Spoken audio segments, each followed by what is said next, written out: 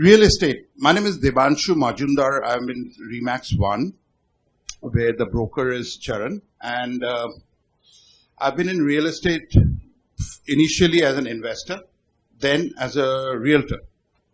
And I kind of work in the central Jersey area, mostly. That's my focal point.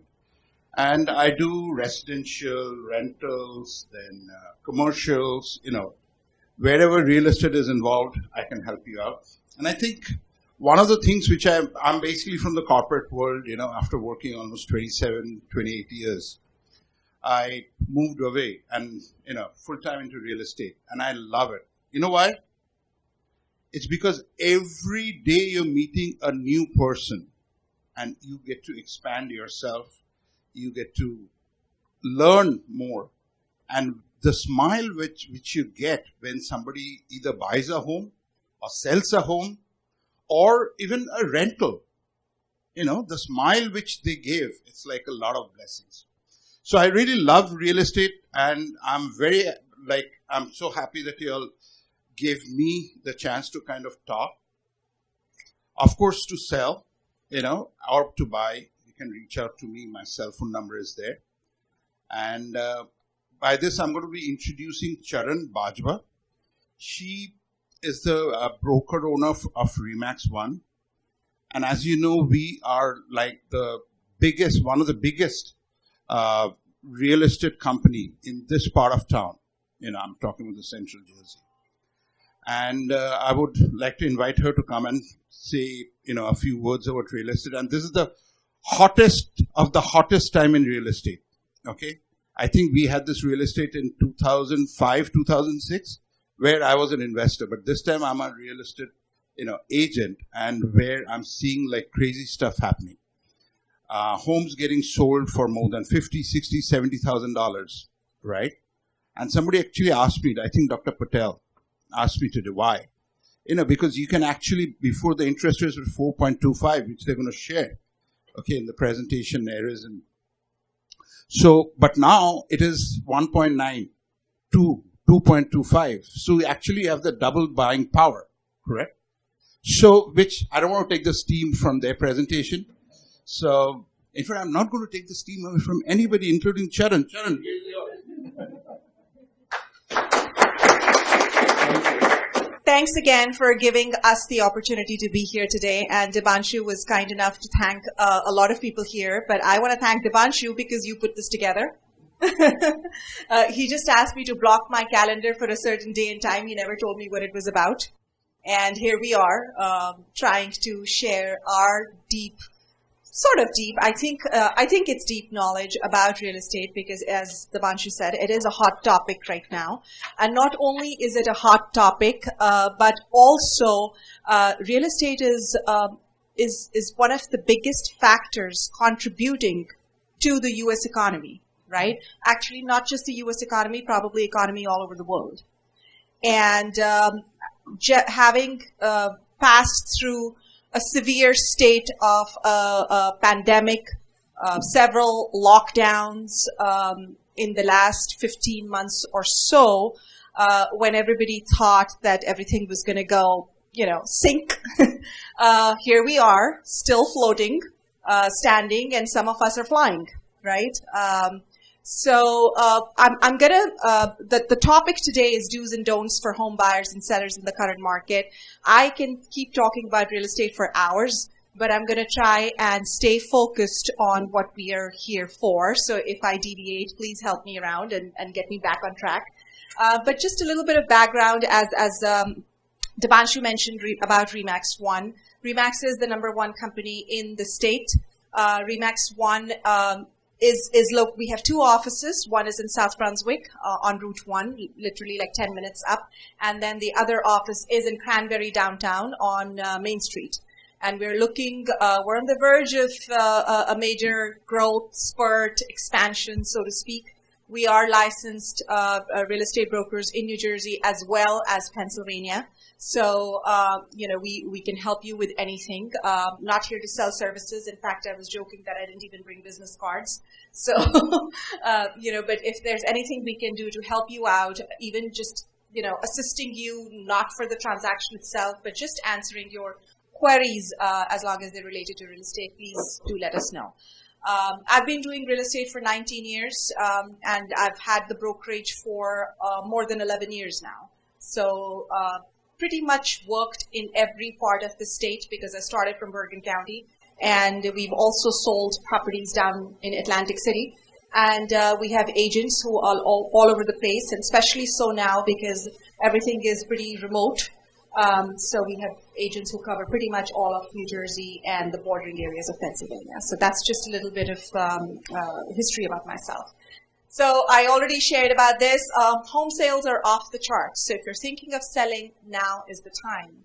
And why are they off the charts? I'm just going to give you a brief insight into that, and I will let Bishoy and Erez from Petra Safis do the rest because they are a big part of why the home sales are off the charts right now. It's primarily the interest rates.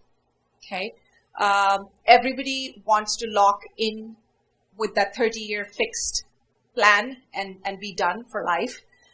Who would have thought that the interest rates would be at such low levels, right? And money in real estate is better than money in the bank in the U.S., right? All of us agree. So that's a big part. But the second huge important factor that's driving the prices is the lack of inventory. We do not have enough houses. And I'm only going to speak about residential today. We do residential businesses, commercial, everything, but we're only going to stay focused on residential today. There's the demand right now is way higher than the supply, and there could be again many reasons for that. One, everybody wants to buy because of the low interest rates, and second, the move to the suburbs. COVID taught us all a lot, right? That we could actually work from home. We need additional space to work from home. We also need a little bit of the outdoors to spend time with our family and enjoy our time away from work, right? So the whole influx from the cities, from the New York city suburb, the areas over there to the suburbs is driving that as well. And lifestyles have changed. The way our day-to-day lives have changed immensely. So that dictates a home change, right? So if you start thinking about, if you start analyzing what has been driving all this, there's a huge box that we can unravel and try to, unstring every cord in there to find out why this is happening. And of course, the stimuluses that everyone got, and there's a lot of cash in the market as well, right? If the property prices are rising and I could sell mine for 100,000 more today, I'm going to be like, let me make hay while the sun shines. Even though I was not thinking of moving, let me get the 100K right now and then see what else I can buy. So that's also happening. So I would encourage all of you, if you're thinking of selling, now is the time. I mean, if you're investors, sell your investments now, put your money in the bank, and then wait for things to settle down to buy more at that time. So we're going to dive right into what are the do's and don'ts for sellers in today's market. The first thing, if you're thinking of selling your property, putting it on the market, is a self-inspection. We all live in our houses for many years and we get used to the faucet, the broken faucet, right? The low water pressure, or, the caulking is coming off. Highly, highly recommend and that you must do a self-inspection before you put your house in the market and go through, because guess what? Even though the demand is very, very high right now in the market, the buyer's mindset, in our experience, has changed immensely. The buyer in today's market wants a prim and proper, completely move-in condition home with all the bells and whistles. They are not looking for a property that needs work. And by the way, they're willing to pay top dollar for that property. They're not going to negotiate or look for a deal. Okay. So if you think that I would rather not take care of these things and try to sell my property as is, you're just going to be sitting for a way longer time and not even get lowball offers, by the way. DIY projects. Okay. So now, there's a section, there was a hole in the wall and you're trying to patch it up and, you think you're good at this and you're going to patch it up and paint it. It is definitely a don't, because again, The buyer today is very discriminating. You have no idea when they walk into the properties, they're literally looking for things that are broken or things they will have to redo again. Painting is a very easy job. I'm sure all of us in this room can pick up a roller and paint the wall, right? But what about the finishing, right? It's very clearly visible. So a DIY project, do it yourself, is completely a no. Try to find a good contractor. And I would say that if you've been a homeowner for a few years, you probably have a couple in your Rolodex or your contact list, right? Bright and bold colors. Love the grays and the oranges here. How would these look in a house? Okay. But again, don't get me wrong. When we live in our homes, we have the right to have the walls the way we want. Our kids want the bright pink or the red or the blue or whatever. That's fine. But how would this room look when you click pictures and post them online? All people will be focusing on is the bright colors, right? And these days, the first showing of a property happens online. So if they don't like the colors, it's going to take a lot of convincing to get them into the house for that second showing. No matter how you are living in your property, the colors you like, get a lighter shade of a brown or a taupe or something like that, or a gray. Get the whole place painted. It will give a neutral palette to the potential buyer so that they can look beyond the color. We all know dark colors attract energy, right? So if it's just the paint that's going to absorb all the energy, how are you going to focus on the layout and the fixtures and the appliances and, the other fields? It's just common sense. Depersonalize. And it is difficult. What depersonalization in this context means is, again, we live in our homes. We have pictures of our family and our extended family everywhere. For the religious few of us, we have all our, gurus and the idols that we worship everywhere, and that's completely fine. But when you open the doors you are actually opening doors to strangers, right? You don't know them from before. Wouldn't you want to help them imagine themselves in your home, right? So they're just going to see tons of pictures of you and your family vacations and your extended family and and again, don't get me wrong. If I walk into a house and there are pictures on the wall, I am going to walk towards those pictures and start looking at them first. Do I know them? What do they do? Oh, that's a nice family. That's a cute family. Should I be focusing on that or the house? And again, you need to give them a blank, neutral palette. I'm not saying remove them altogether because, there's a family living in that house. You want to showcase. There's a lot of pride. So you want to showcase some stuff. Just reduce it as much as possible, or put all the stuff in obscure places that are not completely in your face all the time, right? Same goes for the temples and the idols and the gurus. I have to admit that I'm not a very religious person, but I respect all religions, right? And I do believe that if you have a temple or an idol in a particular spot in the house and the house has been blessed, it is bringing you the blessings. So I usually tell my clients not to move anything. But if you have the idol in every room, or if you have 10 of them, again, reduce them as much as possible, as much as your own personal conscience and religion allows you to. Okay? So that is depersonalization. Unrealistic pricing. So we are encountering a lot of sellers, potential sellers in this market, because they know that prices are off the charts. They want to go even higher. They want to reach for the moon in the skies, right? And the logic behind that is, if we price it, let's say my opinion is it should be $750, and they say, well, let's price it at $800, then maybe we'll get $750. Doesn't work. In this market, does not work. One of the main reasons it doesn't work in this market is because, the serious buyers who are out there are looking for serious sellers. Okay. If your price is, your house is not priced realistically, they think you're not serious. That's number one. Second, we're encountering multiple offers everywhere, right? And from a seller's perspective and a buyer's perspective, if the house is overpriced, that house is not going to attract multiple offers, right? But multiple offers is what drives the price higher. The bid, we actually bid. We ask for best and finals. We have 10 offers on the table. Bring your best and final. That's how the price goes up. So the seller has to realize that in order to get the best buck, they have to be priced right where they should be to trigger multiple offers and go higher. Okay.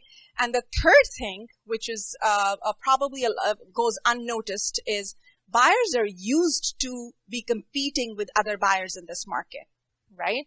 And if they are looking at a house that is overpriced and the other buyers are not going for that house, and this buyer likes the house and he wants to make an offer, he might just wonder, how come nobody's made an offer on this house?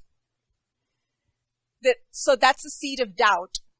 And he or she might take 5 steps back and say, you know what? Nobody else wants it. I don't want it either, even though there's nothing wrong with the house. Okay. So realistic pricing is a do. Unrealistic pricing is a don't. And the last thing that a seller should or should not do is, should they go with cheap? And cheap covers a lot. Cheap covers materials. Cheap covers fees and commissions and attorneys and lenders, right? At the end of the day, just look at what you're putting in your pocket. Even if all of us, we can go shop at a Walmart or we can go shop at a Nordstrom. Is it the same quality? No. So you get what you pay for. Make it a win-win for all parties involved and put more money in your pocket. So I said, why should the sellers be selling? Because home prices are off the charts. Why should the buyers be buying? Because mortgage interest rates are going down. So it's a great time for both sellers and buyers right now. So we're going to look at some do's and don'ts for buyers. Mortgage pre-approval. Yep, definitely a do. And the next one, should you make a lowball offer? You know, making a lowball offer is going to offend the seller, and we have not sold any home in the recent times that has not had more than one offer on it. Okay. So, make sure you're presenting a reasonable offer. Doesn't have to be above asking in the first go. Doesn't have to be crazily aggressive, but in line with what your realtor helps you, arrive at. Okay. Because sellers, the homes are pride, right? So if somebody doesn't value them, we don't want that buyer in our house. It's as simple as that. If we were talking about real estate outside of the residential market, sure. But homes are personal. It goes a long way. As I said, every transaction that we're going through these days has multiple offers, right? And we do encounter buyers who shy away from participating in a multiple offer situation or in a bidding war because it has a lot of highs and lows. You get excited about the property, you're giving it your best, and then you lose it. You do it the second time, you lose it again. And it's very easy to get demoralized and demotivated. And we have buyers who say, you know what, I can't do this. I'm going to just step away and wait until things normalize. When are things going to normalize? When the interest rates are going to start going up. And is that a good deal for you at that time? Probably not. Because most of us, unlike a few, need to borrow money from them, right? And if we need to do that, then we're probably going to end up with a 30-year fixed loan. So if you do the math, a higher interest rate over 30 years with a lower priced home can actually outnumber a higher priced home with a lower interest rate locked for 30 years. So I encourage home buyers to do their numbers and say, you know what, even if you might have to go 20,000 above your price range, look at the 30 years. How much are you going to gain? Okay. So my advice is do not shy away. Keep trying. So don't hesitate put your offer on the table, and keep looking. Should you include a sale contingency in this market? If you have a house to sell and you put that on the offer, that my purchase offer is contingent upon the sale of my home. No. It's obvious, right? Because in a multiple offer situation, then you are the weaker buyer. It's a strong seller's market. They're not going to consider it. The only situations that we've actually been able to manage through with a contingency is when that property might be already under contract with all their contingencies satisfied. Okay. But it's tough because God forbid if that falls through last minute and then the other client is going to be on the losing end. Deposits. Should you be putting large deposits on your contract offer in this market? Definitely. Goes a long way. Now, everybody should understand that a deposit stays in an escrow account. It does not go to the seller until the property closes, and you are entitled to get a refund back, full refund back, as per the terms of the contract if things fall through. Okay? So, if you're going to be putting a 20% down payment on that purchase, we are seeing people putting the entire 20% in escrow also. They say, hey, you know what? I have this money right now. I'm writing a $100,000 check staying in escrow. Does it hurt? That makes, even if your offer is going to be 10,000 lower than another guy, the seller will sit up and look at it and say, you know what? He's serious. He really wants my house. He's not going to let it fall through. So strong deposits take you a long way in this market. Appraisal waivers. When we have multiple offer situations and when appraisal is a concern in an inclining market, the buyers who waive appraisals go a long way. Okay. So what that means is that if the property under appraises below the purchase price, the buyer is agreeing that they would come up with the shortage amount to the closing table, even if the lender doesn't lend them the extra money. So make sure you're affiliated with a lender who goes that extra mile and guides you about these appraisal waivers as a part of the package that they offer you. Inspection waiver. I am a don't here because you want to know what you're buying. We as realtors would never recommend that you waive inspections altogether. Yes, you can refine the wording around it and you can promise that you're not going to bring up any cosmetic issues. You can say that inspections will be limited to structural, environmental, or mechanical, structural, environmental, safety, and just try to limit it that way. Or you can even say, a buyer is ready to waive inspections of up to a $5,000 damage, right? Get estimates, be done. But make sure in the current scenario you have something related to inspections in your offer as a buyer.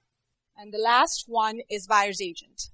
A lot of people in this market visit open houses, don't think they need an agent to find them a house. They want to find the house themselves online, and they will go visit open houses and want to work with the agent who's hosting the open house. You may get lucky. It works. Okay. But don't make that a rule for yourself. A buyer's agent is especially useful in the current scenario, especially when you're losing properties, because they know the inner mechanics of how everything's working. They will actually go the extra mile in uncovering properties for you that you're not even seeing online. A lot of people don't know not every property gets online. So you want to be the first person to get in the door with your buyer's agent. Only a buyer's agent who's committed to you, who you are committed to, is going to make sure that your foot gets in the door before anybody else's does. And again, there are a lot of advantages of having a buyer's agent, but I'm not going to go into them. An image I put together, that's the roadmap. So you got a very high level, 20 or 30 minute primer into home buying and selling through the do's and don'ts topic. That's it. Thank you. Thank you, Charan. I think that was very, very informative. I also picked up some pointers from there, by the way. So thank you.